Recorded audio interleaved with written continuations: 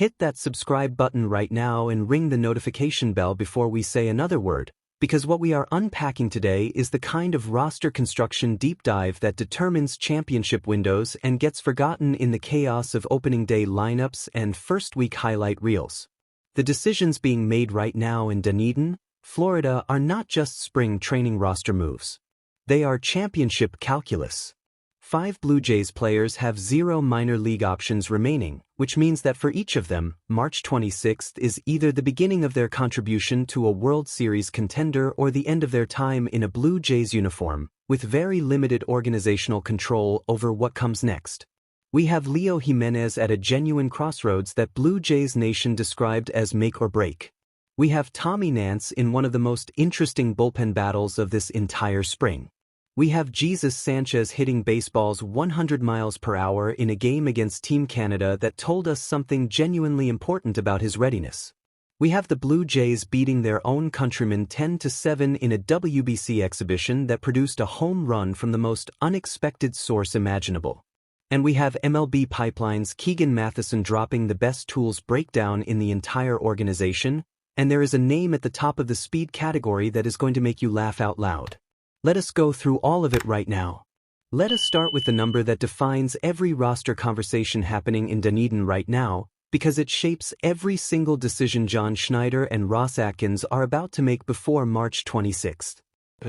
There are 5 Toronto Blue Jays players on the MLB trade rumors out of options list for 2026, confirmed this week as the definitive guide that every front office in baseball uses when making these final roster determinations. Ernie Clement, Tyler Heineman, Leo Jimenez, Tommy Nance, and Jesus Sanchez. What that means practically is devastating in its simplicity. If any of those 5 players does not make the active 26-man roster on opening day, the Blue Jays cannot send them to AAA Buffalo to develop, refine, or wait their turn. They must first designate that player for assignment, remove him from the 40-man roster, and expose him to every other team in baseball through the waiver wire. And given that this is a roster loaded with legitimate major league talent, every one of those players would be claimed immediately. You do not let a player like Jesus Sanchez or Leo Jimenez walk through waivers without claiming him if you are any team in baseball with an outfield need or a middle infield gap. The Blue Jays know this. And that knowledge is creating a set of decisions that are simultaneously urgent and deeply consequential for a franchise trying to win its first World Series title since 1993. Let us go through each player in the order of certainty, starting with the easiest ones and building toward the genuinely complicated. Ernie Clement is making this team, and there was never a meaningful conversation to the contrary. He is the everyday second baseman on a roster that moved Andrés Giménez to shortstop in the aftermath of Bo Bichette's departure to New York, and his defensive profile, his contact quality, and his organizational institutional knowledge are all things that John Schneider values enormously. Blue Jays Nation confirmed this week that Clement is essentially locked in, describing him as a full-time everyday second baseman for the 2026 season. The out-of-options designation is a formality for Clement because the only scenario in which he does not make this team is one in which the franchise has already completely abandoned its championship ambitions, and that scenario does not exist. Tyler Heineman is equally certain. He had a career year in 2025 as what Just Baseball described as baseball's best backup catcher in its opening day roster prediction piece this week, serving as a 2-win backstop behind Alejandro Kirk and providing exactly the kind of veteran defensive presence and leadership behind the plate that a pitching staff anchored by Max Scherzer and Trey Yesavage requires. He is making this team. These are the easy ones. Now let us talk about the 3 that actually matter. Jesus Sanchez is the one where the Blue Jays got exactly the reassurance they needed at exactly the right time. In the exhibition game against Team Canada on Wednesday at TD Ballpark, Sanchez went 2 for 3 with 3 RBIs. His first hit of the afternoon was a 2-run single in the first inning that he launched at 100 miles per hour off the bat, driving in 2 runners who had worked their way onto base through a combination of Blue Jays contact quality and Canadian pitching that was willing enough to throw strikes but not always in the right locations. He came up again in the second inning and delivered another RBI, this time putting the cherry on top of what had become a 7-run second inning that left Team Canada's dugout visibly searching for answers. And the most important thing about both of those plate appearances was not the hit or the RBI. It was the exit velocity and the approach. For a player whose strikeout rate had been the primary concern entering this spring, posting 22.1% strikeouts in 2025 down from 26.1% the previous year, the sight of Sanchez putting the barrel on the ball at 100 miles per hour against professional pitching in a meaningful exhibition context tells you the approach is working. Blue Jays Nation noted this week that his approach at the plate looks noticeably better than previous evaluations, suggesting the coaching staff has identified and corrected a specific mechanical issue. Just Baseball confirmed his inclusion in the opening day roster with a high degree of confidence, citing his power against right-handed pitching and the improvement in his walk rate from 7.6% to 8.5% across the last 2 seasons. Sanchez is a lock. The question was whether the spring would confirm it. The Team Canada game confirmed it. Now let us talk about Leo Jimenez, because this is the situation that is generating the most internal organizational tension of anything happening in Dunedin right now, and it deserves the full context before any judgment is passed. Jimenez is 24 years old. He signed with the Blue Jays as an international free agent in 2017 out of Panama and spent 9 years working his way through an organizational system that has produced some of the most talented players in the American League over the past decade. He peaked at the 5th-ranked prospect in the entire Blue Jays system in 2022, according to MLB Pipeline, primarily on the strength of elite defensive ability at shortstop and the kind of plate discipline that made evaluators genuinely excited about his potential.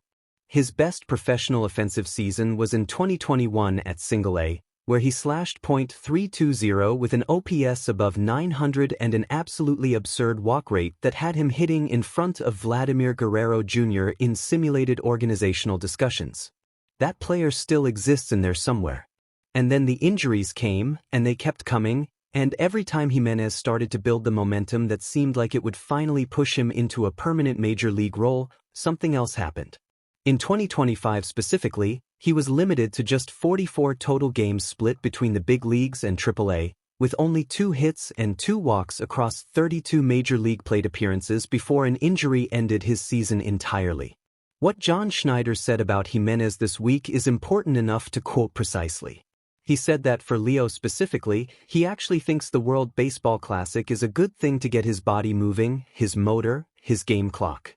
He said hopefully Leo carries that over when he gets back to camp.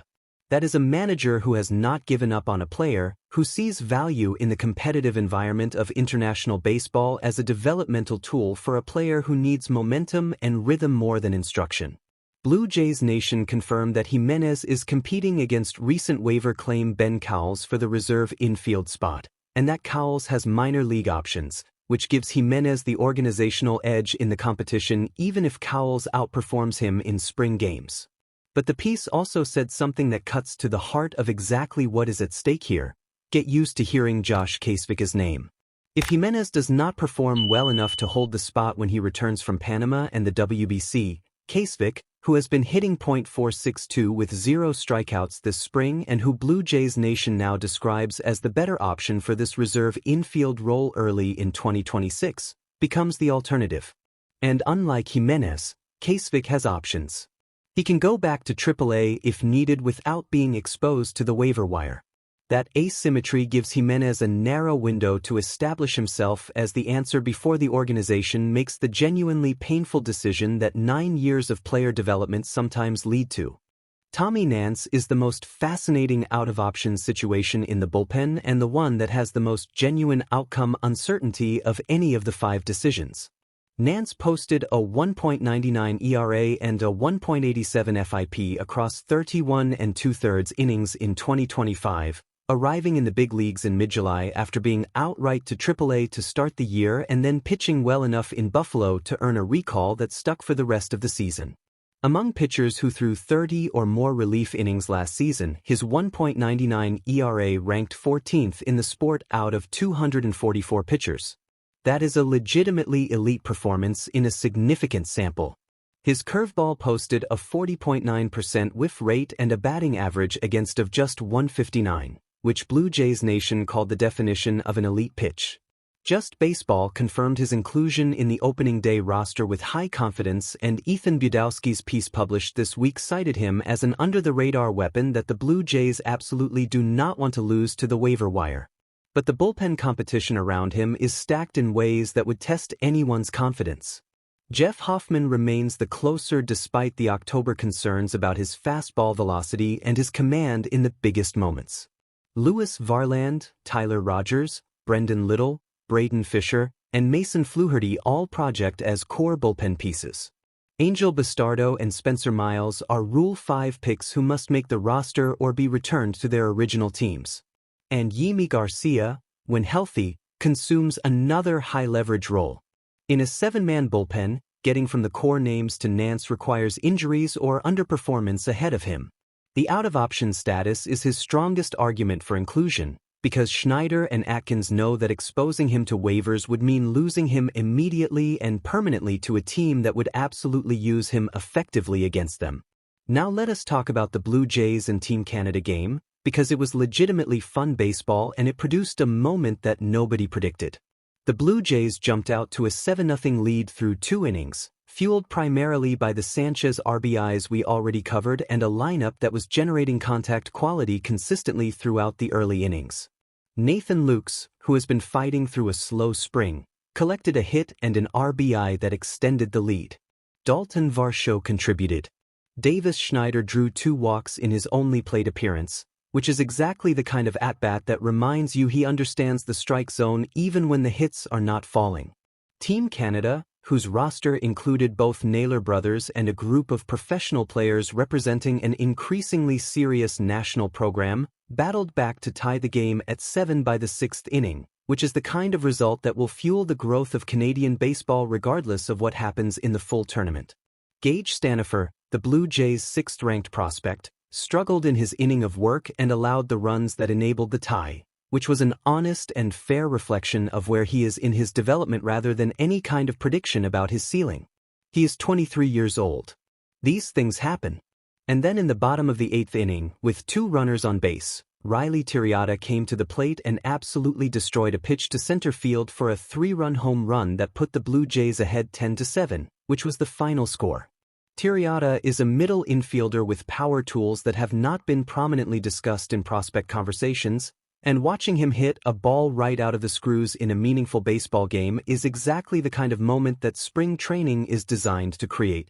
And now let us talk about the MLB Pipeline Prospect Tools breakdown, because Keegan Matheson went deeper into the Blue Jays system than any piece published this spring, and the best tools categories reveal some genuinely surprising rankings. JoJo Parker holds the best hit tool in the organization with a 60 grade, which is above average on the 20-80 scouting scale, and which tells you why the Blue Jays' 2nd-ranked prospect is already being discussed as a potential impact bat in the not-distant future. Juan Sanchez holds the best power tool, which is consistent with everything the organization has said about his international signing profile, and suggests a potential middle-of-the-order bat is developing in the lower levels of the system. Jake Cook holds the best running tool with an 80 grade. An 80, the highest possible grade on the entire scale. Which means that somewhere in the Blue Jays system there is a player with elite speed that we have barely discussed all spring. Brandon Valenzuela holds the best arm tool, though Matheson noted it was very close between him and Arjun Nimala. Johnny King holds both the best fastball grade and the best curveball grade in the entire organization, with a 55 curveball that is already making advanced hitters uncomfortable at his current level. Gage Stanifer holds the best slider grade at a 60. Ricky Tiedemann holds the best changeup. And Fernando Perez, a prospect we rarely discuss in these conversations, holds the best control grade in the entire system. Fernando Perez. Best control. In a system that includes Yesevich, Parker, Nimala, King, Stanifer, and Tiedemann. That is worth remembering the next time a Blue Jays bullpen discussion reaches for an organizational name. The opening day roster will be finalized before March 26th. 5 players are out of options. 3 of those 5 decisions carry genuine uncertainty. The WBC will return most of those players to Dunedin by March 17th, giving the organization 9 days to make the evaluations that will define who opens the regular season against the Oakland Athletics in a Rogers Center that is going to be thundering with an energy unlike anything the Canadian baseball landscape has seen since October. And when those decisions are made, the players who survive them will be the ones locking arms in a clubhouse that lost Game 7 in extra innings 4 months ago and has spent every single day of this spring building toward the moment when they get another chance at the thing that slipped away.